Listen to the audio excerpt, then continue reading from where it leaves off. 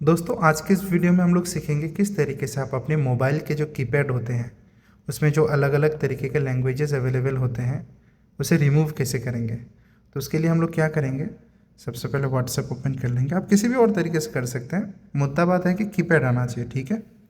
तो जैसे कि हम लोग यहाँ पे आ गए, देखिए कीपैड आ गया, राइट। तो इस तरीके से आपको कीपैड ओपन करना होता है।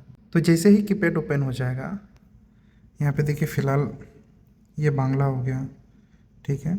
तो इस तरीके से ये हिंदी हो गया। तो ये बहुत सारे लैंग्वेजेस मेरे कीपैड में हैं।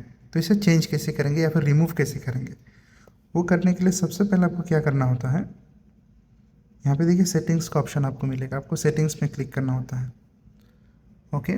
और ऊपर यहाँ देखेंगे, यहाँ पे अलग अलग तरीके का आपको लैंग्वेजेस दिख रहा है, right. English, Hindi, Bengali, Canada. तो ये जितने भी लैंग्वेजेस हैं इसे रिमूव करना है हमें, ठीक है। तो अलग अलग मोबाइल में अलग अलग तरीके के सिस्टम होते हैं रिमूव करने के लिए। ये रेडमी का फ़ोन है, यहाँ पे देखिए ये यहाँ पे क्लिक करना है और यहाँ पे डिलीट वाला ऑप्शन देना है।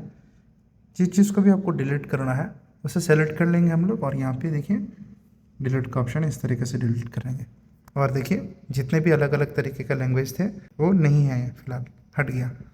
तो इस तरीके से दोस्तों अगर आपके भी मोबाइल के कीपैड में अलग अलग तरीके का लैंग्वेज अवेलेबल है और आप उसे रिमूव करना चाहते हैं, सेम प्रोसेस के थ्रू आप भी कर सकते हैं। उम्मीद करते हैं वीडियो आपको अच्छा लगा होगा। एक लाइक ज़रूर कर दीजिएगा। अगर आपने चैनल को सब्सक्राइब नहीं किया, सब्सक्राइब ज़रूर कर लीजिएगा। मिलते हैं नेक्स्ट वीडियो पे, तब तक के लिए धन्यवाद।